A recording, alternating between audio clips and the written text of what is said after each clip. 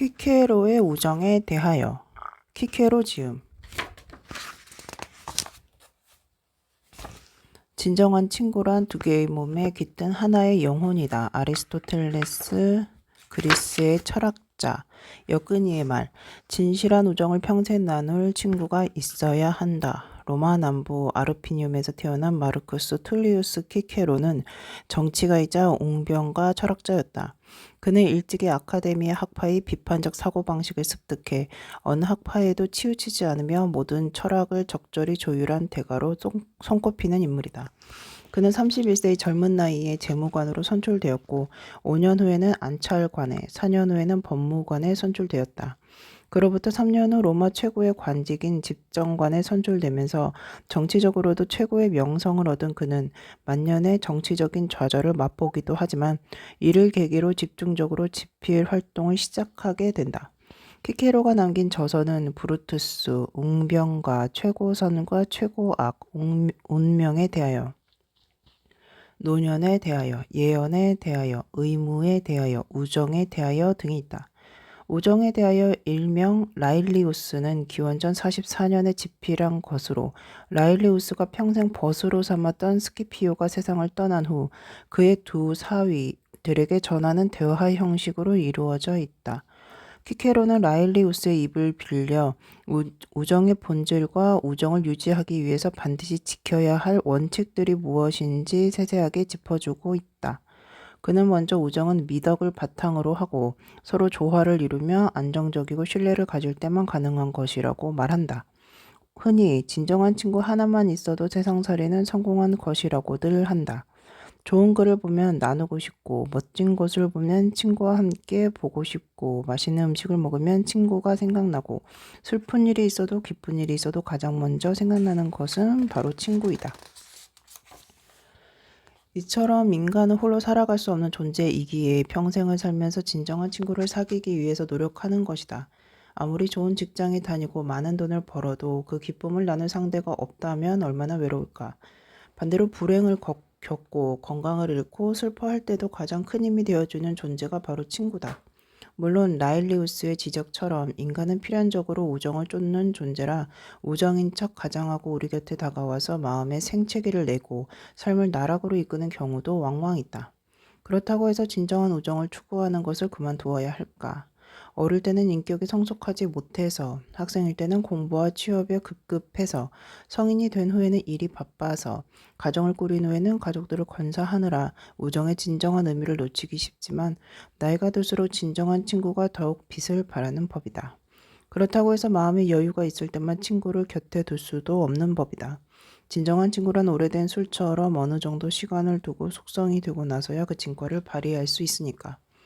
진정한 우정을 평생 나눌 친구를 찾는다는 것, 그 우정을 유지한다는 것은 그만큼 우리 인생에서 중요한 과정에 속한다. 옛말에 옷은 새 옷이 좋고 사람은 묵을수록 좋다는 말이 있다. 오랫동안 가깝게 사귄 벗을 친구라고 한다. 치는 가까이에서 본다. 구는 옛날 또는 오래되었다는 뜻을 가지고 있어 친구는 가까이에서 오래 두고 본 사이를 말한다. 독자 여러분들도 이 글을 통해서 인생의 가장 소중한 보석인 우정의 본질에 대해 깨달을 수 있는 값진 경험을 하기를 바란다.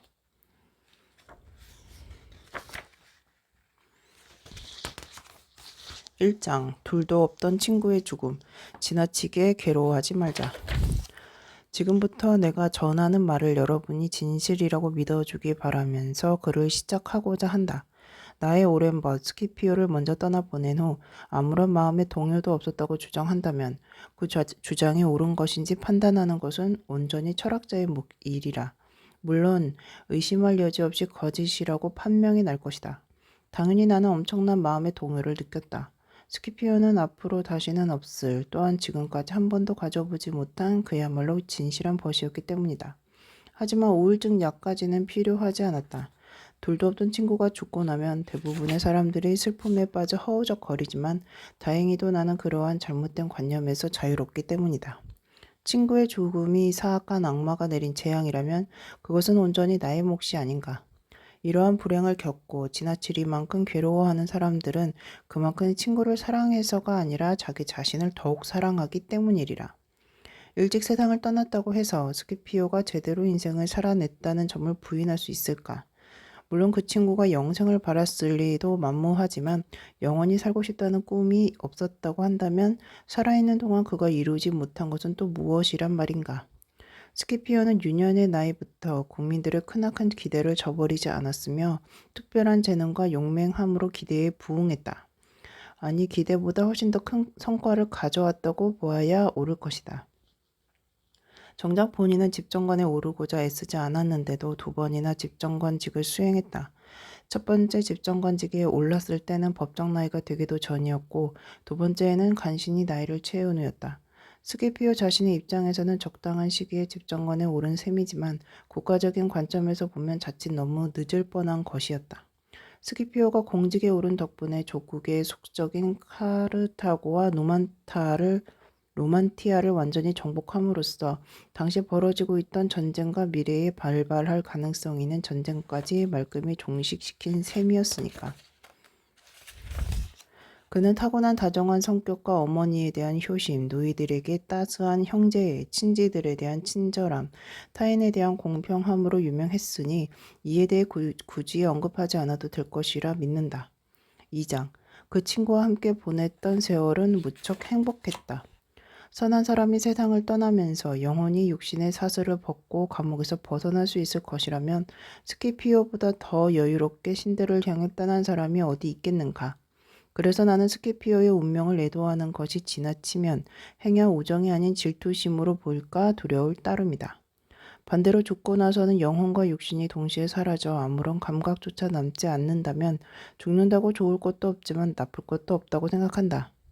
인간에게 아무 감각이 없다면 그는 세상에 태어나지 않는 것과 다를 바 없다. 하지만 스키피오가 이 세상에 태어났다는 것은 나에게 크나큰 기쁨이며 조국이 계속 건재하는 동안에도 커다란 기쁨으로 남을 것이다.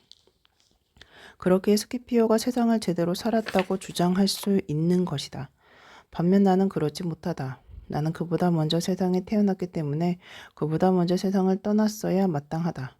하지만 스키피오와 나의 우정을 돌이켜보는 것이 무척 행복한 일이기에 그와 함께 보냈던 세월을 회상해보면 나 역시도 행복한 삶을 살았던 게 아닌가 싶다. 우리는 공적인 업무에서도 사적인 생활에서도 똑같은 관심사를 공유했다. 로마에서 함께 지냈고 전쟁터에서도 함께 싸웠다. 우리는 취향과 목적, 감정에 있어서도 완전한 조화를 이루었고 이것들은 우리 두 사람이 공유한 우정의 비밀이었다. 판니우스가 나의 지혜로움을 높게 평가한 것은 내 입장에서는 그리 신뢰할 만한 것이 아니며 오히려 나와 스키피오의 우정이 후세에 길이길이 전해질 것이라는 희망보다 기쁘지도 않다. 그와의 우정이 세대를 거듭해 전해질 것이라는 희망에 이토록 연연하는 이유는 역사를 통틀어 그만큼 굳건한 우정을 유지했던 선례가 손가락에 꼽을 정도로 적기 때문이다. 부디 우리 후손들이 스키피오와 라일리우스의 깊은 우정을 본보기 삼아주기를 간절히 바라는 바이다. 3장. 우정만큼 인간의 본성에 부합하는 것은 없다. 내가 할 수 있는 일은 이 세상 무엇보다 소중한 것이 우정이라는 점을 기억하라고 강조하는 것뿐이다. 우정만큼 인간의 본성에 부합하는 것은 없으며 삶이 풍족할 때나 힘들 때나 우정만큼 우리에게 커다란 힘이 되는 것은 없기 때문이다. 하지만 먼저 이전부터 분명히 해두고 싶다. 우정이란 선한 사람들 사이에서만 가능하다는 것이다. 그렇다고 여느 철학자들처럼 선함의 기준에 대해 꼬치꼬치 따져 묻고 싶지는 않다. 철학자의 견지에서는 매사에 정확한 태도가 세심하고 논리적으로 보일지 몰라도 실생활에서는 별로 도움이 되지 않기 때문이다. 게다가 그들이 주장하는 지혜라는 것은 아직까지 어떤 인간도 성취하지 못한 것이 아닌가. 우리는 지나치게 이론적이고 피상적인 목표가 아닌 일상에서 겪는 경험의 바탕을 두고 생각해 보아야 할 것이다. 일반적인 의미의 선이란 평소 행동과 생활 속에서 언제나 명예롭고 정직하며 공정하고 아량을 베푸는 사람들일 것이다. 탐욕스러움과 욕정, 폭력과는 거리가 멀고 항상 의로운 용기를 보이는 사람들 말이다. 그들은 진정 선한 사람들이라고 불릴 자격이 충분하다. 왜냐하면 인간으로서 가진 능력을 최대한 발휘해 우리를 올바른 삶으로 이끌어주는 자연에 순응했기 때문이다. 자연은 우리로 하여금 새로운 인연을 맺고 살아가도록 만들며 시간적 거리적으로 가까울수록 인연도 강해지기 마련이다. 그래서 낯선 사람보다 같은 민족과 이웃들 사이에서 남보다 핏줄 사이에서 인연이 강하게 이어지는 것이다. 물론 잘 알지 못하는 사람과도 우정을 맺을 수 있지만 그 토대가 튼튼하지 못해서 핏줄보다 깊은 우정을 쌓기란 쉽지 않다. 핏줄 사이에서는 애정 없이도 인연이 유지되지만 우정은 진정한 애정 없이는 불가능하다. 우정에서 선의를 빼면 우정의 의미가 사라지지만 핏줄로 이어진 관계에서는 선의가 없어도 그 의미가 퇴색되지 않는다. 그렇다면 우정의 힘은 얼마나 강력한 것인가? 자연이 맺어준 수많은 관객 중에서도 우정은 가장 커다란 호감을 통해서만 가능하고 매우 한정적이며 선택을 통해서만 가능하다는 점 때문에 엄청난 힘을 가진다. 그래서 우정은 두 사람 혹은 그보다 조금 더 많은 사람들 사이에서만 깊어질 수 있다. 4장. 우정은 셀 수 없이 많은 이점들을 가져다 준다. 우정이란 지상과 천상을 막론하고 모든 사물을 향한 선한 의지와 애정의 온전한 합의를 이룰 때만 가능한 것이라고 볼 수 있다. 불멸의 신들이 인간에게 준 선물 중에서 지혜로움을 제외하고 우정은 가히 최고의 선물이라고 할 수 있다. 어떤 사람은 부유함을 또 어떤 사람은 건강이나 권력 혹은 관직을 최고의 선물로 여긴다. 또한 많은 사람들이 쾌락을 최고의 선물이라고 여긴다. 하지만 이 중에서 쾌락은 동물에게나 어울리는 선물이며 그 외의 것들은 불확실하고 덧없으며 인간의 의도가 아닌 변덕스러운 운에 의해 좌우되기 마련이다. 어떤 사람은 미덕을 최고의 선으로 여기는데 내가 보기에 그것이 가장 올바른 견해다. 인간은 미덕을 통해 우정을 만들고 키워가기 마련이니 미덕 없는 우정이란 절대 존재할 수 없다. 우정을 만드는 것도 미덕이고 우정을 지키는 것도 미덕이다. 동일한 관심사의 조화, 완정, 그리고 서로에 대한 충실함은 모두 미덕에서 비롯된다. 미덕의 고개를 들고 광채를 뿜어내면 반대쪽에서 이를 알아본 똑같은 빛이 다가와서 서로의 광채를 주고받는다. 그제야 비로소 진정한 우정 혹은 사랑이 활활 타오르기 시작하는 것이다. 우정과 사랑 모두 사랑한다라는 뜻의 라틴어에서 파생된 것이 아니던가. 누군가를 사랑한다는 것은 그 대상을 통해서 어떤 이익을 바라거나 필요로 하는 것이 아니라 무조건적으로 애정을 쏟아내는 행위를 뜻한다. 우리가 어떤 이득을 얻고자 하지 않더라도 우정을 쌓고 지키는 것만으로도 많은 이점을 얻을 수 있다. 우리가 추구하는 다양한 가치들은 저마다의 목적을 이루기 위한 것이다. 부유함을 얻으면 마음껏 소비하고 싶고 권력을 가지면 존경심을 얻으려 하며 관직에 오르면 명예를 추구하고 쾌락을 통해 즐거움을 얻고 건강한 통증으로부터 자유로워질 수 있게 하며 신체적으로 정상적인 기능을 수행할 수 있도록 만든다. 하지만 우정은 셀 수 없이 많은 이점들을 동시에 가져다 준다. 우리가 어떤 가치를 추구하든 우정은 우리 가까이에 있어줄 것이다. 우정은 항상 제자리를 지키며 어디서나 환영받게 마련이다. 인간에게 물과 불이 반드시 필요하듯 우정 또한 인간에게 반드시 필요한 것이다. 그렇다고 그저 상식선에서 유지되는 평범하고 유익하기만 한 우정을 뜻하는 것이 아니라 몇몇 유명인들 사이에서 견고하게 지켜져온 진정한 의미의 완전한 우정을 말하는 것이다. 우정은 인간을 더욱 번창하게 만들고 어깨에 짊어진 무거운 짐을 친구와 나누어 지도록 해준다. 나의 법과 서로 선을 유지하고 이로부터 안식을 얻지 못한다면 어떻게 가치 있는 삶을 영위할 수 있을까? 나 자신에게 말하듯 어떤 문제라도 마음 편하게 터놓을 수 있는 벗을 가진 것보다 행복한 일이 어디 있을까? 엄청난 부를 얻었을 때 아무 사심 없이 함께 기뻐해줄 사람이 없다면 어떻게 마음껏 기쁨을 누릴 수 있을까? 우리가 불운에 처하더라도 나보다 더 안타까워해줄 누군가가 없다면 정말 견디기 힘들 것이다. 5장. 진실한 친구가 있는 곳에 나 자신이 존재한다. 우정은 셀 수 없이 많은 이점들을 가지고 있지만 그 중에서도 특별한 장점을 꼽으라면 바로 미래에 대한 밝은 희망을 비추어서 나약해지거나 절망하지 않도록 도와준다는 점이다. 진정한 친구의 얼굴을 통해서 우리는 제2의 자아를 볼 수 있다. 따라서 친구가 있는 곳에 나 자신이 존재한다. 친구가 부자라면 나도 가난에 시달리지 않으며 내가 나약하더라도 친구가 강하다면 더불어 강해진다. 행여 나의 삶이 끝나더라도 친구를 통해서 두 번째 삶을 영위할 수도 있을 것이다. 물론 후자의 경우는 쉽게 이해하기 힘들지 모른다. 그렇지만 진정한 친구를 가진다면 비록 내가 무덤 속에 눕게 되더라도 나를 기억하고 그리워하며 존경하는 친구의 마음을 통해서 살아있을 수 있을 것이다.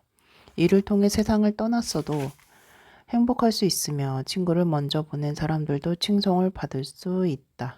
이처럼 깊은 애정으로 이어진 관계를 제거해 버린다면 가정과 도시는 멸망할 것이며 토양을 이용한 농업마저 존재할 수 없게 된다. 우정의 미덕이 얼마나 강력한 것인지 이해하기 어렵다면 반대로 불화와 반목으로 인해 불거지는 결과를 가늠해 보라.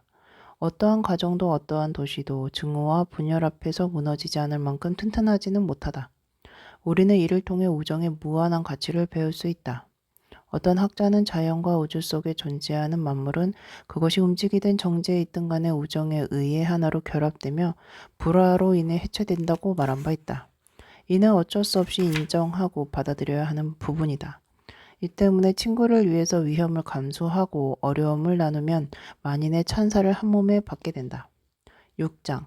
우정은 어떠한 필요성에 의해 생겨나는 것이 아니다. 우정에 대해 깊이 생각할수록 다음과 같은 물음에 대해 고찰해봐야 한다는 생각이 들었다. 자신의 나약함이나 어떤 필요성 때문에 우정을 필요로 하는 것인가? 만약 그렇다면 혼자 힘으로는 쉽사리 이룰 수 없는 이익을 취하기 위해서 친구를 만들어 서로 봉사하고 도움을 주고받기 위해 우정을 쌓아가는 꼴이 될 것이다. 하지만 이렇게 상호 협동하는 것은 우정이 가진 여러 가지 특성 가운데 하나에 불과하다. 오히려 우정의 기원은 더욱 오래되고 더욱 아름다우며 인간의 본성에서 직접적으로 유래한 것이 아닐까. 우정이라는 뜻의 라틴어 아미시티아는 바로 아모르, 즉 사랑이라는 단어에서 파생된 것이다. 사랑이란 서로의 이해관계를 떠나서 오직 선의로만 가능한 것이다. 물론 우정이라는 허울을 쓰고 어떠한 이익을 취하기 위해서 입에 발린 소리를 하거나 존경을 표하는 경우도 있다. 하지만 진정한 우정에는 거짓이나 우정인 척하는 가장이 있을 수 없으며 완전히 진실하고 자발적인 것이다.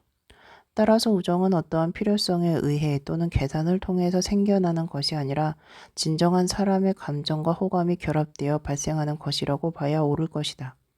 이렇게 사랑과 호감에서 비롯된 애정이 어떤 것인지는 동물들을 통해 자세히 살펴볼 수 있다. 동물은 새끼가 자라나서 스스로 독립할 때까지 무한한 사랑을 주고 또 사랑을 받는 양상을 그대로 보여준다. 인간의 경우에는 이러한 애정이 더욱 분명하고 확연하게 드러나게 마련이다. 첫째는 존속 살해와 같은 끔찍한 범죄가 일어나지 않는 한 절대로 파괴되지 않는 부모 자식 간의 사랑이 그러하다. 그리고 누군가의 말을 빌자면 정직함과 미덕이 뿜어내는 광채를 통해서 본능적으로 누군가에게 호감을 느끼는 경우도 마찬가지다. 미덕보다 더욱 아름답고 더 커다란 호감을 불러일으키는 것은 없다. 실제로 얼굴 한번 본 적이 없는 사람이라도 그들이 몸소 보여준 미덕과 정직함 때문에 일종의 호감을 가지기도 한다. 7장. 진정한 우정은 어떤 경우에도 변하지 않고 영원하다. 정직함의 매력은 너무나 강력한 것이어서 한 번도 만나보지 못한 사람, 심지어 적군이 보여주는 정직한 태도를 보고 매료되기도 한다. 그렇다면 항상 가까이에서 지내는 사람이 보여주는 미덕과 탁월한 성품에 커다란 감동을 받는 것이 그리 놀라운 일은 아닐 것이다. 게다가 이러한 애정은 누군가 우리에게 친절을 베풀고 애정을 드러낼 때 그리고 친하게 지내는 사람이 많을수록 더욱 강력하게 다가온다. 맨 처음 충동적으로 애정을 느끼고 거기에 이러한 요소들까지 곁들여진다면 타인을 향한 우호적인 감정은 놀라울 정도로 활활 타오르게 마련이다. 만약 우정이 인간의 나약한 부분을 채우기 위해 생겨난 것이며 원하는 목표를 이루기 위해서 누군가의 도움을 받고자 우정을 쌓아가는 것이라고 생각한다면 이는 우정의 기원을 너무나 하찮고 보잘것없는 것으로 비하하는 것이다. 이러한 관점에서 보자면 우정은 그저 결핍과 가난의 산물에 불과한 것이 될 수밖에 없다. 또한 그 말이 사실이라면 자신감이 부족한 사람일수록 더욱 우정을 쌓는 데 적합한 사람이 되어야 할 텐데 이는 사실과 정반대가 아닌가. 자신감이 강한 사람일수록 도덕적이고 지적인 부분에서 두각을 나타내게 마련이다. 그런 사람들은 누구에게도 의존하지 않으며 자신이 가진 능력을 통해 강력한 성취감을 느낀다. 아프리카 누스가 나의 능력을 탐해냈을까? 절대로 그렇지 않다. 나 역시 그의 도움을 필요로 하지 않았다. 하지만 아프리카 누스가 가진 미덕에 감탄하고 그에게 애정을 가졌으며 그 역시 나의 성품에 별다른 불만이 없어서 나에게 애정을 느꼈을 것이다. 또한 우리는 서로에 대해 더욱 잘 알고 호감을 가지면서 우정을 조금씩 키워나갔다. 물론 우리 두 사람의 우정을 통해 많은 이점을 얻은 것은 사실이지만 그런 이점을 얻고자 하는 마음으로 우정을 쌓아나간 것은 아니었다. 서로에게 호감을 보이고 선행을 베푸는 이유는 이후에 어떤 보답을 기대하기 때문이 아니다. 잠시 선행을 베풀고 큰 이득을 취하려는 것은 더더욱 아니다. 상대에게 호의를 베푸는 것은 그저 자연스러운 일이다. 인간이 우정을 추앙하는 것은 물질적인 이득을 얻기 위함이 아니라 우정 자체만으로도 충분한 이익을 얻을 수 있기 때문이다. 만약 동물처럼 매사를 쾌락이라는 잣대로 판단하는 사람이라면 완전히 다른 견해를 보일 수도 있다. 이는 전혀 놀라운 일이 아니다. 인간이 가진 사고를 경멸스럽고 비열하다고 여기는 사람들은 눈을 제대로 뜨고 위대하고 신성하며 고상한 것을 볼 수 없기 때문이다. 그러므로 그런 저급한 무리들은 이쯤에서 배제하도록 하자. 사랑과 따뜻한 호의는 매우 자연스러운 현상이고 누군가를 통해 정직함을 느낄 수 있을 때 비로소 발현되는 것이라고 결론을 내리기도 하겠다. 만약 나와 상대가 똑같이 우호적인 자질을 추구한다면 서로가 가진 공통적인 성향 때문에 서로에게 호감을 느끼고 하나로 결합하게 된다. 내가 좋아하는 상대와 조화를 이룸으로써 함께 어울리고 상대와 함께 보내는 시간을 즐기고 그런 애정을 통해 성격까지 닮아가게 마련이다. 마침내 두 사람은 상대에게 봉사를 바라는 것이 아니라 서로를 위해 기꺼이 봉사하겠다는 마음가짐을 가지게 되고 고귀한 목표를 향해 나아가는 경쟁자로 거듭난다. 이를 통해 우정은 최고의 이익을 낳는 것이다. 이처럼 우정이 인간의 나약함 때문이 아니라 본성에서 생겨났다는 사실은 인간의 우정을 더욱 가치 있고 진실한 것으로 만들어준다. 만약 우정을 끈끈하게 이어주는 것이 특정한 이익이라면 그 이익이 없어지면 우정도 사라져야 마땅할 것이다. 하지만 인간의 본성은 쉽사리 변하지 않으므로 진정한 우정은 어떠한 경우라도 변하지 않고 영원하다. 지금까지 설명한 것이 바로 우정의 기원에 대한 나의 견해이다. 여러분이 우정에 대해 더욱 잘 알고자 한다면 기꺼이 더 자세히 설명하도록 하겠다. 8장. 우정을 이어나가는 것은 생각보다 훨씬 어렵다. 이제부터 나와 스키피오가 우정에 대한 대화를 나누면서 자주 언급하던 것들에 대해 이야기해보겠다. 삶이 끝나는 날까지 우정을 이어나가는 것보다 더 어려운 일은 없다고 나의 친구 스키피오는 입버릇처럼 말했다. 우정을 방해하는 요소들이 많다는 이유에서였다. 서로 의견이 달라서 갈등을 겪거나 정치에 대한 견해가 달라서 우정이 깨지기도 하고 갑작스러운 불운 때문에 혹은 나이가 들면서 사람의 성격이 달라지는 경우도 있다는 것이다. 그는 자신이 소년 시절에 겪었던 일화를 예를 들어보곤 했다. 소년기를 지나 청년이 되어 토가를 벗으면서 어린 시절에 나누었던 순수한 우정까지 벗어던지는 일이 가끔 있다고 했다. 운 좋게 소년 시절의 감정이 청년기까지 이어지더라도 뒤늦게 파경에 이르는 경우도 있다고 말했다. 예를 들어 두 젊은이가 한 여자를 두고 경쟁을 하거나 오직 한 사람만 얻을 수 있는 이익 때문에 경쟁해야 하는 경우가 바로 그런 것이다. 두 사람의 우정이 더욱 오래 지속된다고 해도 높은 관직을 두고 경쟁해야 할 상황이 벌어지면 대부분 우정이 허물어지고 만다고 했다. 다시 말해 우정을 유지하는 데 방해가 되는 가장 큰 장애물은 대부분 금전에 대한 욕망이다. 높은 관직이 있는 경우에는 관직과 명성을 두고 경쟁해야 할 때이다. 이러한 재앙이 닥치면 가장 가까웠던 친구들 사이에도 매우 강렬한 적대감이 생기는 것이다. 또한 스키피오는 한쪽에서 상대에게 그릇된 행위를 요구하거나 불합리한 욕구를 채우기 위해 도움을 청할 경우에도 우정에 금이 가게 될 것이라고 말했다. 그러한 경우 보통은 우정이 깨지는 것이 당연한 결과다. 만약 상대의 요구를 거절한다면 비록 거절할 이유가 충분하다고 해도 이를 거절당한 쪽으로부터 우정에 어긋나는 행위를 했다는 비난을 피할 수 없기 때문이다. 친구라는 미명 하에 상대에게 끝없이 과도한 것을 요구하는 사람들은 이를 수용하는 것이야말로 우정을 위해서 무엇이든 할 수 있다는 것을 보여주는 증표라며 매번 억지를 부린다. 이러한 불평불만이 끝없이 이어진다면 제 아무리 오랫동안 지켜온 우정이라도 파멸에 이르게 되며 힘들게 함께 지내더라도 계속해서 갈등을 겪을 것이다. 스키피오는 우정이란 운명적으로 수많은 위험을 함께 타고 나는 것이라서 이렇게 많은 위협을 피하기 위해서는 지혜로움은 물론이거니와 어느 정도의 운도 따라야 한다고 말했다. 9장. 어느 한쪽이 미덕을 저버린다면 우정은 깨진다. 그렇다면 도대체 친구를 위해서 어느 정도의 선까지 양보하는 것이 옳을까? 만약 코리올라누스에게 진정한 친구들이 있었다면 그를 위해서 조국을 등지고 무기를 들고 싸우는 것이 옳은 일이었을까? 베켈리누스 혹은 마일리우스의 친구였다면 독재자로 군림하려는 친구를 위해 지원을 아끼지 말았어야 하는 것일까? 과거 티베리우스 그라쿠스는 로마를 혼란에 빠뜨리려고 하다가 그의 또래였던 퀸투스 투베로와 다른 친구들로부터 비참하게 버림받았다. 언젠가 쿠마이 출신의 가이우스 블로시우스가 탄원을 하고자 나를 찾아온 적이 있었다. 당시 나는 라이나스와 루필리우스 두 집정관의 조언자 역할을 맡고 있었다. 그는 티벨리우스 그라쿠스가 어떤 무리한 요구를 하더라도 이를 들어주어야 마땅한 입장이기 때문에 스스로 탄원을 위해 나섰다고 말했다.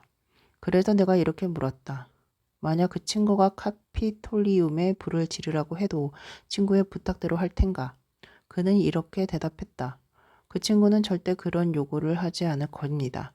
하지만 만약 불을 지르라면 기꺼이 불을 지를 것입니다. 이 얼마나 사악하기 짝이 없는 대답이란 말인가. 예상대로 가이우스 블리시우스는 무척 불경스러운 태도를 실천에 옮겼다. 결과적으로 그는 티베리우스 그라쿠스를 추종한 것이 아니라 오히려 그가 사악한 행동을 하도록 이끌었으며 광기 어린 행동의 공범이 아니라 주도자였던 것이다.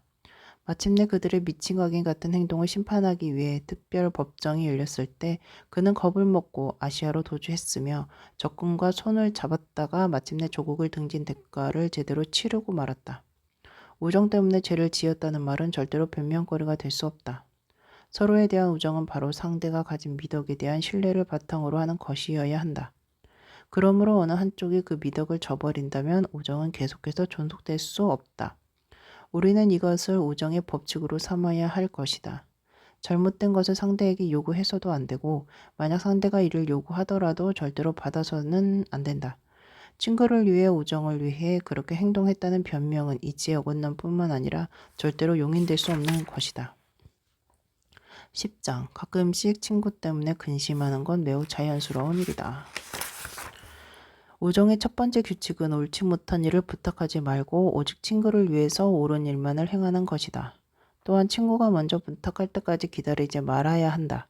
항상 친구를 위해서 도움을 주기 위해 노력하고 어떤 경우에도 돕는 것을 지체해서는 안 된다. 친구를 위한 조언을 할 때는 용기를 내야 하며 솔직한 충고를 들으면 있는 그대로 귀담아 들을 줄 알아야 한다. 친구에게 충고를 할 때는 솔직하게 말하며 충고를 들으면 변할 수 있도록 노력하고 최대한 진지한 태도를 가져야 한다. 요컨대 우리는 친구의 충고를 듣게 되면 반드시 그대로 행동하도록 힘써야 한다. 이렇게 우정에 대한 규칙을 제시하는 이유는 그리스에서 현인으로 추앙받았던 몇몇 사람들이 굉장히 놀라운 견해를 표방했다는 이야기를 들었기 때문이다. 그런 식으로 보자면 세상 어디라도 현인들의 철학이 닿지 않는 곳이 없으리라. 그 현인들의 주장은 이러하다. 괜히 다른 사람 때문에 지나친 염려를 하게 될 수도 있기 때문에 친구와 너무 깊은 우정을 쌓아서는 안 된다는 것이다.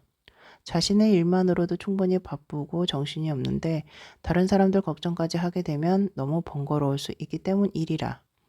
그래서 우리는 우정의 고삐를 가능한 느슨하게 잡고 때에 따라서 조금 당기고 때로는 조금 늦출 수 있도록 하라고 조언한다.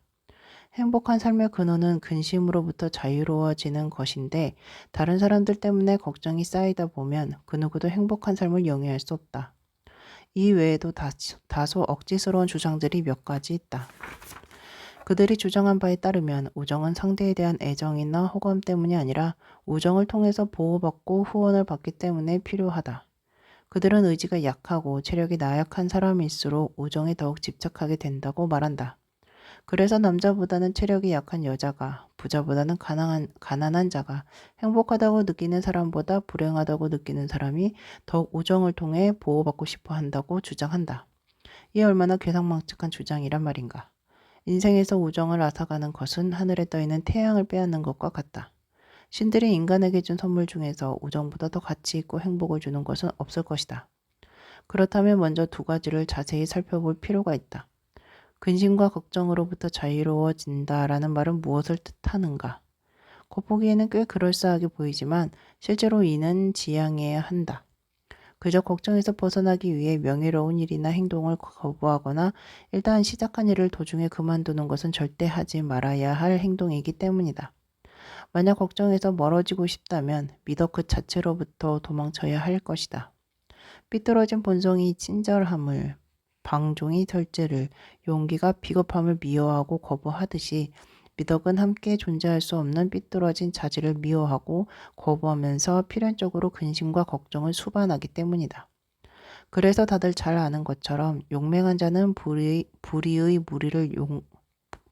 무리를, 용감한 자는 비겁한 무리를, 절제하는 자는 방종의 무리를 보면서 가장 큰 괴로움을 느낀다. 즉 마음이 올곧은 사람이라면 선한 것을 반기고 반대의 것을 보며 괴로움을 느끼는 법이다. 제 아무리 현인이라고 해도 인간적인 감정이 완전히 사라지지 않는 한 마음의 고통을 피할 수는 없다.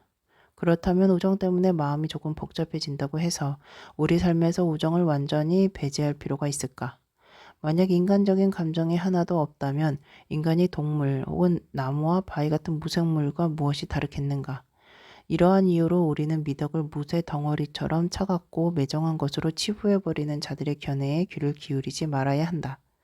미덕이란 인간들 사이의 관계, 특히 우정의 측면에서 가장 민감하고 탄력적이어서 나의 친구가 잘 되면 그만큼 커지고 친구가 고통에 처하면 나까지 미덕이 작아지는 법이다. 그렇다면 가끔씩 친구 때문에 근심과 고통을 느낀다고 해서 우리 삶에서 우정을 완전히 배제해서는 안 될 것이다. 미덕을 가짐으로써 어느 정도의 근심과 스트레스를 느낀다고 해서 이를 완전히 거부해서는 안 되는 것처럼 말이다. 11장 결핍을 채우기 위해 맺는 우정은 진실하지 않다. 지금까지의 내용을 정리하면 우정은 미덕이 맑은 빛을 내고 나와 비슷한 성격을 가진 영혼을 향해 이끌릴 때 시작되는 것이다. 이러한 경우에는 반드시 서로에 대한 애정이 싹트기 마련이다.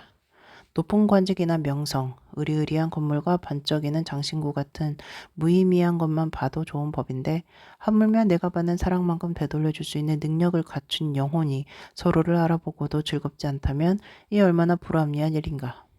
서로 친절을 베풀고 진심으로 아끼는 것보다 더욱 행복한 일은 없을 것이다. 여기에 한 가지를 덧붙인다면 나와 비슷한 성격을 가진 상대를 만나서 매력을 느끼고 이끌려서 우정을 쌓는 것처럼 강력한 이끌림은 절대로 존재하지 않는다는 것이다. 이는 선한 사람은 자신처럼 선한 사람을 알아보고 좋아하게 되어서 하나로 결속하기를 원한다는 뜻이다. 마침 타고난 혈연관계처럼 서로 뗄 수 없는 사이가 되는 것처럼 말이다. 자신과 같은 것을 원하고 끌어당기는 것은 자연스러운 일이다. 한 가지 확실한 것은 선한 사람은 필연적으로 자신처럼 선한 사람을 보고 호감을 느끼고 바로 이러한 호감이 자연이 만든 우리 우정의 원천이 된다는 것이다. 물론 이러한 선의는 비인간적이거나 폐쇄적이거나 냉정한 것이 아니므로 보통 사람들 속에서도 찾을 수 있다. 우정이 특별한 이익을 얻기 위해 발생하는 것이라고 주장하는 무리들은 우정의 가장 매력적인 연결고리를 파괴하려는 것과 다름없다. 우리가 친구를 사귀면서 가장 즐겁다고 생각하는 것은 그를 통해 이익이 아니라 친구를 향한 사랑 그 자체다. 우정이란 온화한 마음에서 우러나올 때 가장 행복한 것이다. 인간이 자신의 결핍을 채우기 위해서 우정을 맺는다는 주장은 사실과 거리가 멀다. 오히려 어느 정도 부를 갖추고 권력이 있으며 타인을 보호할 수 있는 미덕을 가진 부족할 것 하나 없는 사람이 가장 너그럽고 쉽게 선행을 베풀 수 있기 때문이다. 그런데 친구에게 부족한 것이 하나도 없다면 그 역시 그리 유쾌한 일은 아닐 것이다. 만약 스키피오가 국내나 국외에서 전투를 벌일 때 나의 조언이나 조력을 구하지 않았더라면 내가 어떻게 그에 대한 깊은 우정을 보일 수 있었을까? 그러므로 이익을 얻기 위해서 우정을 쌓는 것이 아니라 우정을 쌓고 보니 자연스럽게 서로에게 이익이 되어 줄 수 있는 것이다.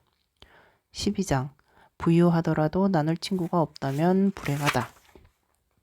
우리는 지나치게 쾌락에 치중해 있는 에피쿠로스 학파들이 논하는 우정에 대해 되도록 귀를 기울이지 말아야 한다. 그들은 이론적인 면에서도 실제적인 측면에서도 우정을 제대로 이해하지 못하고 있기 때문이다. 타인과 사랑을 주고받는 것도 포기하면서까지 흥청망청 부유하게 살아가고 싶은 사람이 어디 있을까? 폭군에게나 해당될 만한 이야기다. 그런 삶을 산다면 충실함이나 애정, 선에 대한 믿음 따위는 기대하기 힘들 것이다. 오직 의심과 불안만이 가득하고 우정은 어디에도 존재할 수 없을 것이다. 내가 두려움을 느끼는 상대 혹은 나를 보며 두려움을 느끼는 상대에게 무엇을 어떻게 사랑을 줄 수 있겠는가? 물론 폭군에게 우정을 보이는 사람들도 있지만 이는 일시적인 거칠애에 불과하다. 그러나 한순간 높은 자리에서 추락하고 나면 그제야 자신에게 진정한 친구가 하나도 없다는 사실을 깨닫는다. 타르키니우스는 로마에서 추방당하고 아무 능력이 없어진 후에야 진정한 친구가 누구고 거짓 친구가 누구인지 깨달았다고 말한 바 있다. 물론 타르키니우스는 오만하기 짝이 없는 불량배였기 때문에 진짜 친구가 있었는지조차 의심스럽다. 성격만 녹여보면 진정한 친구를 사귀지 못했음이 분명하다. 이처럼 너무 큰 권력을 가진 사람들의 곁에는 진실한 우정이 자리 잡기 힘든 법이다. 행운의 여신은 스스로의 눈을 가리고 행운의 주인공이 되는 자들의 눈까지 가려버려서 제대로 앞을 보지 못하게 만들기 때문이다. 그 때문에 감격스럽게 행운의 주인공이 된 자들은 아직과 오만에 휩쓸리기 쉽다. 세상에서 운 좋은 바보보다 더 추한 인간은 없을 것이다. 실제로도 한때는 점잖았던 사람들이 군대에서 높은 자리에 오르고 권력을 얻거나 성공하고 난 후에 옛 친구들을 버리고 새로운 친구를 찾아 나서는 모습을 쉽게 볼 수 있다. 엄청난 부와 권력, 재물을 가지고 있어 말과 하인, 화려한 옷가지와 값비싼 그릇들을 마음껏 사들이면서도 인생에서 가장 아름답고 가치 있는 살림살이인 친구를 갖추지 않는다면 이 얼마나 어리석은 일인가. 그렇다면 제 아무리 좋은 물건을 얻는다고 해도 제대로 된 쓰임을 찾기 힘들 것이다. 겉보기에 번지르르한 사치품은 권력을 가진 자의 소유물에 불과하다. 하지만 우정은 어느 누구에게나 변하지 않고 확실한 재산으로 남는다. 따라서 행운의 여신에게 간택을 받아 금은보화를 얻는다고 해도 이를 바꾸고 나눌 친구가 없다면 진정으로 행복한 인생을 영위할 수 없다. 13장 우정을 썼는데 한계를 정하지 말라. 우정에 대한 또 다른 문제는 친구를 사랑하는 데 어느 정도의 한계와 경계를 설정해야 하는가 하는 점이다. 여기에는 크게 세 가지 견해가 있는데 나는 그 어느 것에도 찬성할 수 없다는 입장이다. 첫째, 친구에 대한 감정은 나 자신에 대한 친구의 감정만큼 준다. 둘째, 친구에게 선의를 베풀 때는 상대가 나에게 베푸는 것만큼만 한다. 마지막으로 그 친구에 대한 가치를 평가할 때는 그 상대가 스스로를 평가하는 만큼이어야 한다는 것이다. 거듭 말하지만 나는 이 중 어느 의견에도 찬성하지 않는다. 친구에 대한 감정이나 나 자신에 대한 감정과 부합해야 한다는 첫 번째 견해는 현실과는 동떨어진 이야기다. 우리는 자신을 위해서는 결코 하지 않을 수많은 일들을 때로는 친구를 위해 몸소 실행하기 때문이다. 친구를 위해 평소에는 절대로 찾아가지 않을 사람을 만나서 간곡히 청을 하거나 누군가를 맹렬히 공격해 바닥으로 끌어내릴 마음의 준비를 마치기도 한다. 물론 나를 위해서라면 절대로 하지 않을 비열한 일이지만 친구를 위한 일이라는 점만으로 매우 자랑스럽게 여기곤 한다. 그래서 마음이 선한 사람은 응당 자신이 가져야 할 물질적인 이익을 포기하고 친구에게 내어주기도 하고 친구가 그것을 빼앗아가도 가만히 내버려두기도 한다. 두 번째 견해는 우정은 상대에 대한 봉사심과 호감으로 정확히 교환하도록 제한하고 있다.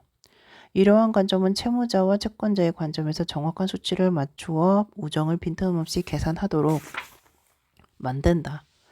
진정한 우정은 그보다 더 풍요롭고 자애로운 것이로 수익과 지출을 일일이 따져 묻지 않는다.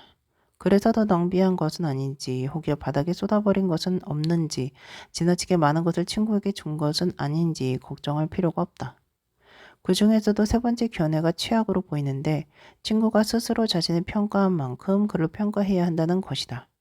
사실 많은 사람들이 본인 스스로를 낮추고 개선의 가능성까지 낮게 평가하는 경향이 있다. 이러한 경우 그저 친구가 본인을 평가하는 만큼만 그를 평가할 것이 아니라 스스로 자신감을 회복하고 자기가 가진 능력을 최대한 발휘할 수 있도록 희망을 주기 위해 힘써야 마땅하다. 이쯤에서 우정에 대한 새로운 제한점을 제시해야 할 것 같다. 먼저 스키피오가 생전에 맹렬하게 비판했던 우정에 대한 몇 가지 견해들을 제시해 보겠다. 스키피오는 우정을 가장 절대적으로 몰아가는 발언이 바로 언젠가는 친구를 미워할 때가 오리라는 점을 염두에 두고 사랑하라는 것이라고 지적했다. 그는 7편인 중 하나인 비아스가 이런 말을 했다는 것을 도저히 이해할 수 없다고 통탄했다. 분명 세상만사를 자신의 권력과 연결지어 생각하는 사악한 야심가의 발언일 거라고도 말했다. 그렇지 않고서야 언젠가 자신의 적이 될 거라고 생각하면서 친구로 지낸다는 것이 어떻게 가능하다는 말인가. 그렇다면 친구가 많은 실수를 저지르기를 바라고 이를 질책하고 싶어 안달이 날 것이다. 반대로 친구가 올바른 행동을 하거나 운이 좋으면 불안하고 초조하고 질투가 나서 안달을 나지 않겠는가. 그러므로 조금 전의 발언은 그 근원지가 누구든지 간에 우정을 파괴하려는 의도가 담긴 것이 틀림없다. 오히려 내가 언제라도 미워할 수 있을 법관 상대와는 절대로 우정을 쌓지 않으려고 노력해야 한다. 스키피어의 주장이 바로 이것이다. 만약 잘못된 친구를 선택했더라도 이를 잘 참아내야 하며 친구와 등지려고 호시탄탄 노려서는 안 된다는 것이다. 14장. 어려울 때 곁에 있는 친구가 진정한 친구다. 우정은 다음과 같이 정의되어야 한다. 성격적으로 결함이 없는 두 사람이 친구가 되었을 경우 예외 없이 같은 관심사와 목적을 가지며 완벽한 조화를 이룰 것이다. 만약 친구가 그다지 명예롭지 못한 야망을 가지게 된다면 또 그 일에 친구의 목숨과 명예가 달려 있는데 나에게 도움을 구한다면 어떨까? 아주 치욕스러운 결과를 가져오지 않는다는 가정 아래 우리는 올바른 길에서 벗어날 수밖에 없었다는 그럴싸한 명분이 생긴다. 아무리 우정이 대단하다고 해도 어느 정도 한계가 존재하기 때문이다. 어떤 경우에도 명성을 소홀히 여기면 안 되는 것처럼 주변 사람들이 보여주는 올바른 견해를 보잘것없는 무기로 여겨서는 안 된다. 입에 발린 말과 아첨으로 상대의 호의를 사는 것은 잘못된 일이지만 미덕으로 타인의 애정을 얻는다고 해서 무조건 폄하해서도 안 된다. 이쯤에서 우정에 대해 여러 가지 견해를 내놓았던 스키피오의 이야기로 돌아가 보자. 그는 사람들이 우정은 등한시하고 다른 엉뚱한 것들에 열을 올린다고 투덜거리곤 했다. 자신이 얼마나 많은 염소와 양을 가지고 있는지는 정확히 알지만 얼마나 많은 친구가 있는지 말할 수 있는 사람은 드물다는 것이다. 이처럼 가축을 고를 때는 고심을 거듭하면서도 친구를 고를 때는 주의를 기울이지 않으며 우정에 필요한 조건을 만족하는지를 보여줄 증표나 기준은 없다고 했다. 앞으로는 친구를 고를 때 결의가 굳고 의연하며 꾸준한 사람을 찾아야 한다. 물론 이러한 자질을 가진 사람은 드물기 때문에 시험해보지 않고서는 제대로 파악하기 힘들다. 게다가 친구를 시험하는 일은 먼저 우정을 쌓아야만 가능하다. 결국 우정이 상대를 판단해 볼 수 있는 기회를 먼저 빼앗는 셈이다. 그러므로 돌진하려는 마차를 세우는 것처럼 타인을 향해 무작정 달려가는 호의에 제동을 걸 수 있어야 한다. 그러면 말의 성격을 시험해 보듯 친구의 성품을 미리 시험해 볼 수 있는 기회를 얻는다. 물론 별로 크지 않은 액수를 주고받는 금전 거래를 통해서 본인이 얼마나 신뢰할 수 있는 사람인지 보여주는 경우도 있다. 또한 작은 액수에는 움직이지 않지만 액수가 커져가면 본색을 드러내는 경우도 있다. 우정보다 돈이 중요하다고 생각하는 것을 치졸하다고 여길 수도 있다. 하지만 우정보다 높은 관직과 정치, 군사적인 권력, 입신양면을 우선시하지 않는 사람을 찾기란 힘든 법이다. 우정과 막대한 권력이 양쪽에 놓여 있다면 우정이 아닌 권력을 선택하려는 사람이 더 많지 않겠는가. 인간은 권력에 대한 욕심을 버리기 힘들 정도로 나약한 본성을 타고났기 때문이다. 우정을 저버리지 말고 권력을 얻었다고 해서 그만큼 중차대한 이유로 친구를 저버린 것이기에 시간이 지나면 본인의 과오가 잊힐 것이라고 기대하게 된다. 그래서 높은 관직에 있거나 정치를 업으로 삼는 사람들 사이에서 진정한 우정을 쌓기가 힘든 것이다. 자신보다 친구가 더욱 높은 자리에 오르기를 바라는 사람이 어디 있겠는가. 게다가 보통 사람들은 불행의 늪에 빠져 친구를 두는 것을 굉장히 귀찮고 힘든 일이라고 생각한다. 친구와 함께 저 밑바닥에서 불행을 나눌 사람을 찾기란 쉬운 일이 아니다. 그 점에 대해서는 엔니우스의 말이 100번 옳다. 어려울 때 곁에 있는 친구가 진정한 친구다. 대부분의 사람들은 어느 정도 부귀영화를 누릴 때 오랜 친구를 등한시하거나 친구에게 불행이 닥쳤을 때 이를 못 본 채 해서 신뢰하기 힘들고 변덕스럽다는 비판을 받게 된다. 15장. 우정을 가능하게 하는 견실함은 신뢰에서 나온다. 그렇다면 우정을 가능하게 하는 견실함과 의연함을 보증할 수 있는 것은 무엇일까? 바로 신뢰다. 신뢰가 없으면 절대 견실할 수 없기 때문이다. 또한 친구를 고를 때는 솔직하고 사교성이 있으며 같은 이해관계를 가진 사람을 선택하는 것이 좋다. 이러한 모든 자질들이 바로 신뢰를 이루는 토대가 된다. 속내를 알 수 없고 삐뚤어진 성격을 가진 사람은 신뢰하기 힘들다. 다른 사람에게 공감하지 못하거나 무심한 사람 역시 믿기 힘들며 견실하지 못한 경우가 많다. 한 가지 덧붙이자면 진정한 친구라면 서로를 비난하지 않고 누군가 친구에 대해 비난하는 말을 하더라도 쉽게 믿지 않을 것이다. 이 두 가지는 앞서 이야기했던 의연함에 속하는 것이다. 결국 처음 주장했던 것처럼 우정을 나누는 일은 선한 사람들 사이에서만 가능하다는 결론이 도출된다. 그러한 이유로 현인이라고 부를 수 있을 정도로 선한 사람은 우정에 대해 다음의 두 가지 원칙을 고수한다. 첫째, 절대로 거짓된 감정을 꾸미거나 가장하지 않는 것이다. 정말 솔직한 사람이라면 속내를 감추고 웃는 얼굴을 하기보다는 솔직하게 미워하는 표정을 지을 것이다.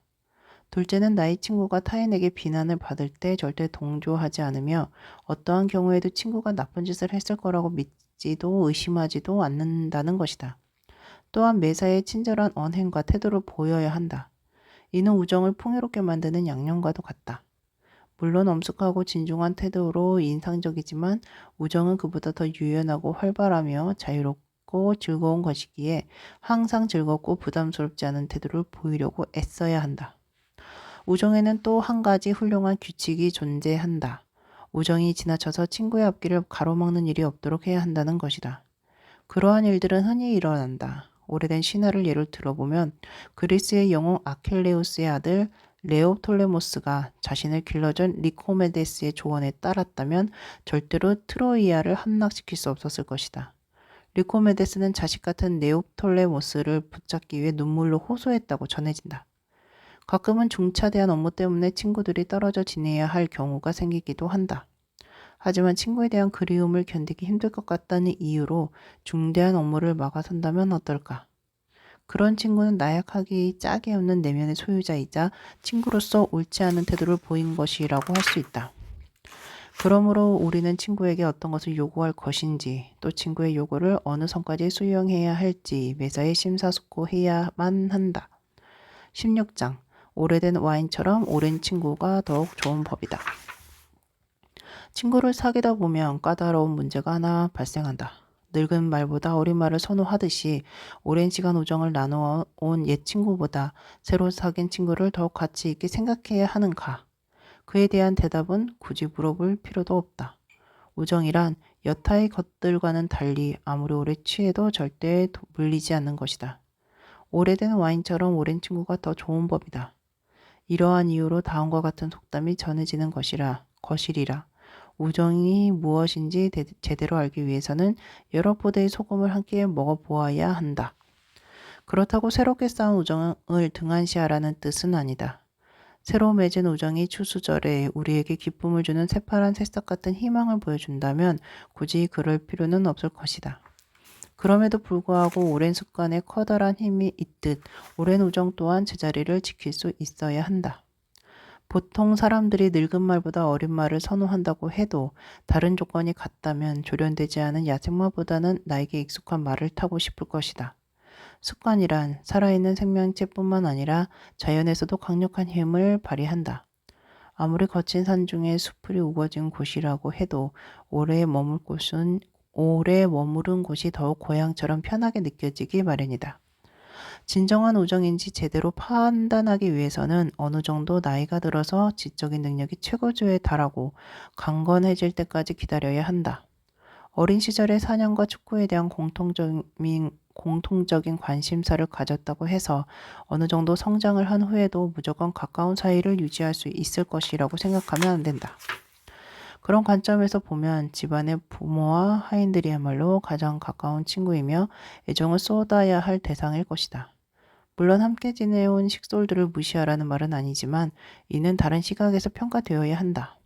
요컨대 어느 정도 성숙해진 후에 쌓은 우정이야말로 영원히 이어질 수 있다는 것이다. 성장하는 과정에서 성격이 변하거나 취향이 바뀌기 마련이고 서로 다른 취향을 가지면서 어린 시절의 우정은 사라질 수 있다.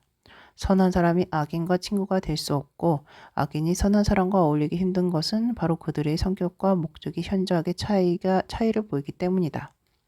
17장 친구와의 우정을 금에 가지 않도록 친구와의 우정에 금이 가지 않도록 예방해야 한다. 이제 또다시 피할 수 없는 진실을 마주해야 할 때가 되었다. 우리의 담론이 현인들의 우정에서부터 보통 사람들의 우정으로 이어지고 있기에 이 점을 논하지 않을 수 없다. 바로 우리가 아무리 피하려고 해도 언젠가 우정이 깨지고 파국으로 치닫는 때가 올 수 있다는 점이다.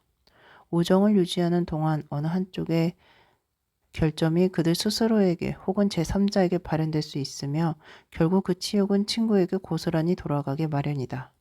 이런 경우 우정은 점점 작아지는 듯 하다가 어느 순간 소멸해버리고 만다. 언젠가 카토가 말했던 것처럼 우정의 솔기는 순간적으로 뜯어내기보다는 한 땀씩 뜯어내는 것이 훨씬 낫다. 만약 갑작스럽고 우발적인 사건이 생겨서 곧바로 등을 돌리고 우정을 깨는 것이 것만이 유일하게 올바르고 명예로운 일이 아닌 경우라면 말이다.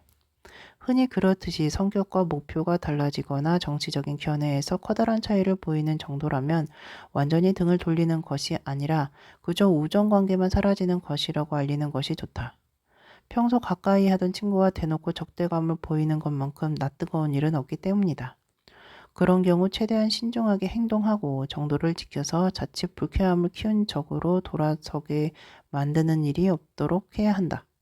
그러므로 우정을 지키기 위한 첫 번째 과제는 가능하면 우정에 금이 가지 않도록 예방하는 것이다.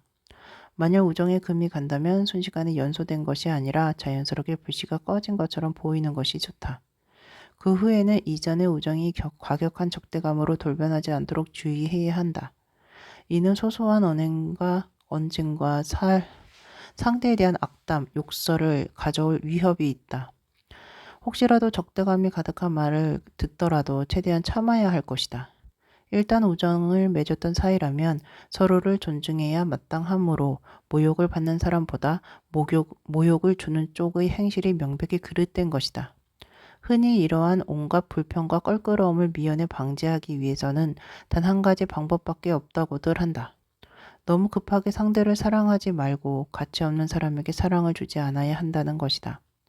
진정 우정을 누릴 만한 가치가 있는 사람만이 타인의 애정을 느낄 자격을 갖추고 있는 것이다. 물론 그런 경우는 드물다. 모든 면에서 탁월한 자질을 갖추기는 쉽지 않으며 다양한 부분에서 완벽한 것을 찾아내는 일은 어려운 법이니까 말이다. 보통 사람들의 경우 어느 정도 이익을 가져다 주지 않으면 선한 것이 아니라고 생각한다.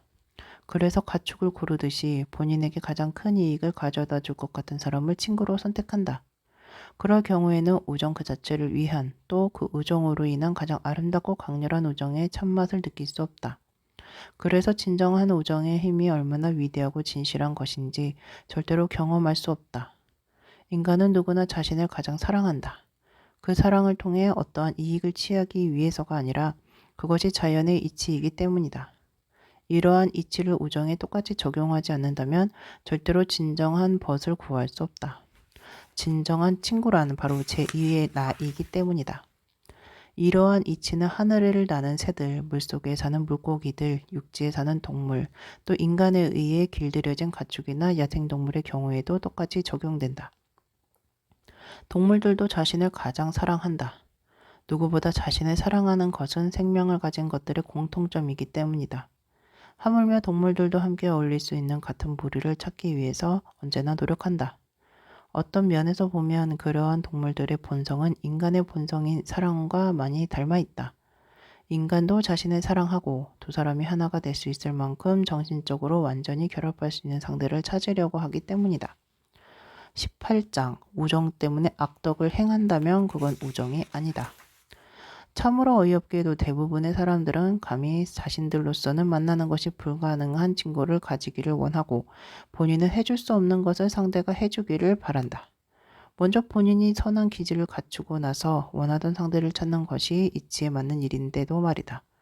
그런 경우에만 앞서 이야기했던 것과 같은 우정이 온전히 유지될 수 있다. 선한 의지로 결합된 사람들은 타인을 위해 봉사하면서 기쁨을 느끼고 나아가 정의와 공평함을 옹호하고 상대를 위해서 무엇이든 할 수 있는 마음가짐을 가지게 될 것이다. 또 서로에게 올바른 것만을 요구하고 명예를 지키려고 노력할 것이다. 서로에게 애정을 주고 서로를 존경하는 것은 물론이다. 우정에서 서로에 대한 존경심을 빼앗는 것은 가장 아름다운 보석을 빼앗는 것과도 같다. 우정 때문에 방종해지고 죄악을 저지르게 된다고 상상하는 사람은 엄청난 착각을 하고 있는 것이다. 애초에 자연이 인간에게 우정을 준 이유는 악덕을 행하는 동반자가 아닌 미덕의 심부름꾼이 되기를 바라서였다. 나 혼자서는 미덕이라는 최상의 목표에 이룰 수 없으며 누군가와 함께할 때만 비로소 가능하기 때문이다.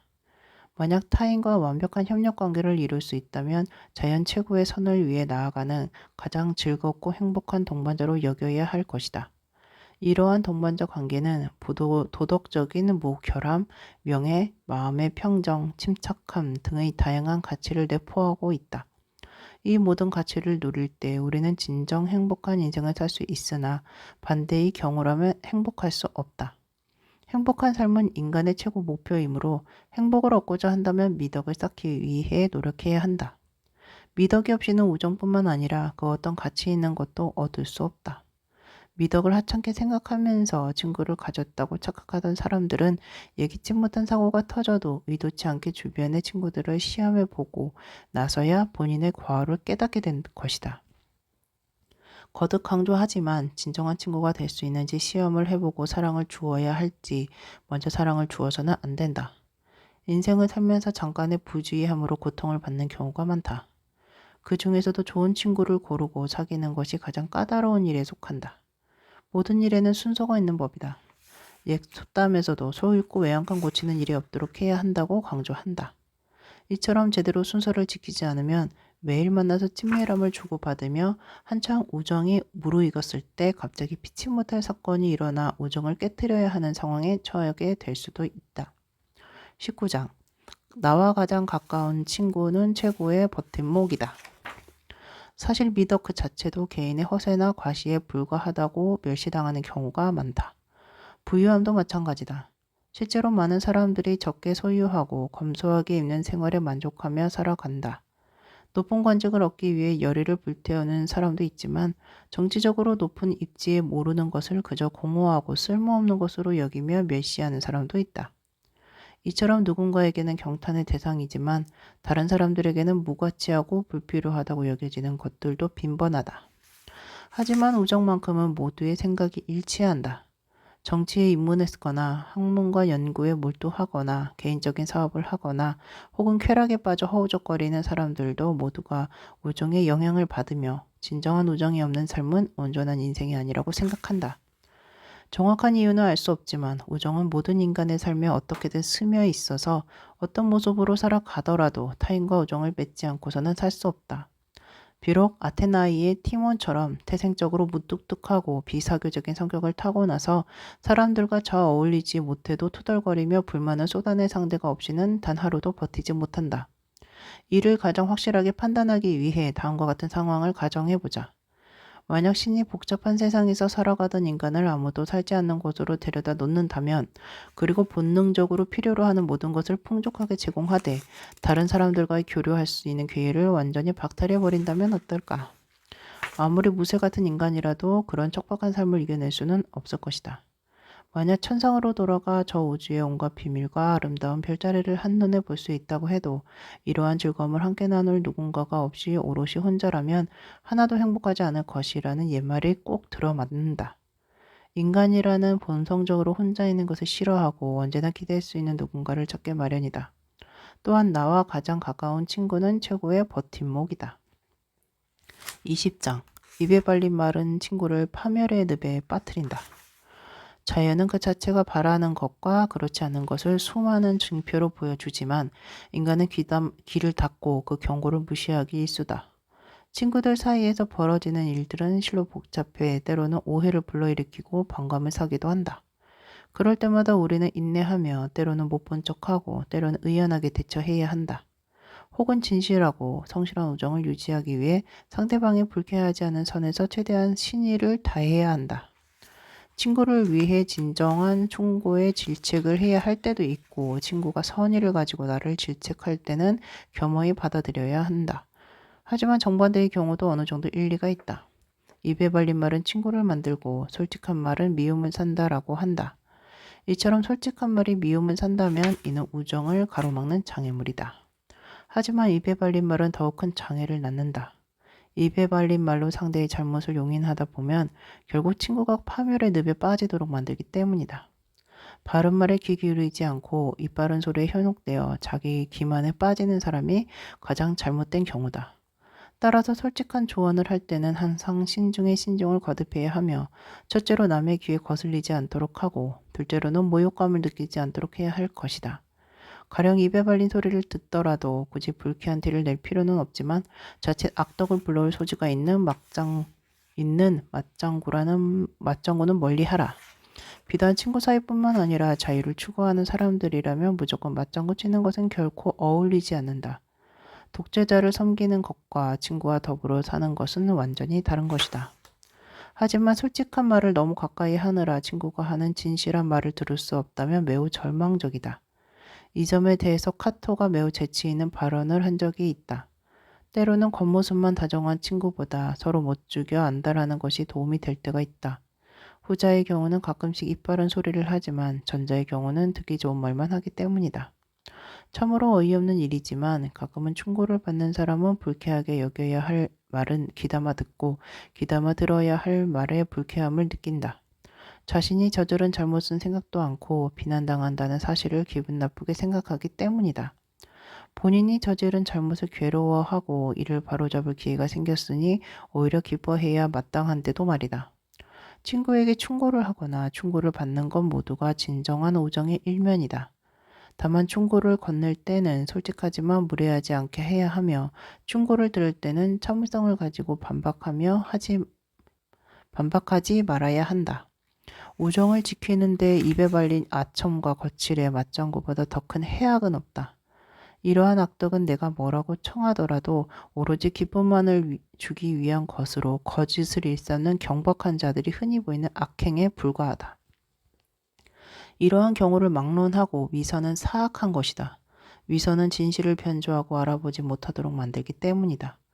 또 위선은 우정에 있어 유난히 적대적이다. 서로에 대한 신뢰가 없이는 우정이 무의미할 만큼 위선 때문에 신뢰가 사라지기 십상이다. 우정의 정수는 두 영혼의 마음이 하나로 결합하는 것인데 서로의 마음이 변하지 않아도 모자랄 판에 매번 위선적이고 복잡다단하고 변덕스럽게 변한다면 어떻게 진정한 우정을 지킬 수 있겠는가? 다른 사람의 감정이나 희망에 따라 쉽게 마음가짐을 고쳐먹는 사람이라면 매 순간 변하는 그 사람의 얼굴 표정 하나, 고갯짓 하나를 어찌 믿을 수 있을까? 만약 우리가 변장과 조작 그리고 절반만의 진실이 있는 무대 위에 서 있다고 가정해보자. 그런 무대에서조차 사건의 진실이 밝혀지면 무대가 막을 내릴 텐데 온전히 진실을 바탕으로 해야 하는 우정의 경우에는 어떻겠는가? 흔히 말하는 것처럼 우정이란 온전히 나의 속내를 드러내지 않고 친구의 속마음으로 알 수 없는 한 상대를 믿을 수도 없고 그 무엇도 확신할 수 없다. 서로에 대한 신뢰가 없다면 상대의 애정이 어느 정도인지 알아채는 것은 더욱 불가능하다. 앞서 말했던 허울 좋은 아첨은 무엇 하나 좋을 것이 없지만 이를 듣고 즐기는 사람 외에는 그 누구에게도 해를 끼치지 않는다. 그저 그 말에 귀를 기울이는 사람만 자만과 자기 만족에 빠질 뿐이다. 하건하건대 미덕은 자기 자신을 사랑한다. 미덕은 스스로를 잘 파악하고 있으며 충분히 사랑받아 마땅하다는 점을 알고 있다. 허나 지금은 절대적인 미덕이 아니라 본인 스스로 미덕을 갖추었다고 믿는 사람들에 대해 이야기하려는 것이다. 실제로 미덕을 갖춘 사람은 극소수에 불과하지만 남들 눈에 미덕을 갖춘 것처럼 보이려는 사람들은 훨씬 많다. 그런 사람들은 허울 좋은 아첨을 들으면 기뻐서 어쩔 줄 모른다. 그래서 자신의 허영을 채워주는 허황된 아첨을 들으면 이를 자신이 가진 장점을 칭송하는 징표라고 여긴다. 하지만 한쪽에서는 진실에 귀를 기울이려 하지 않고 반대쪽에서는 거짓말을 준비하고 있을 거라면 어떨까? 이는 진정한 우정이 아니다.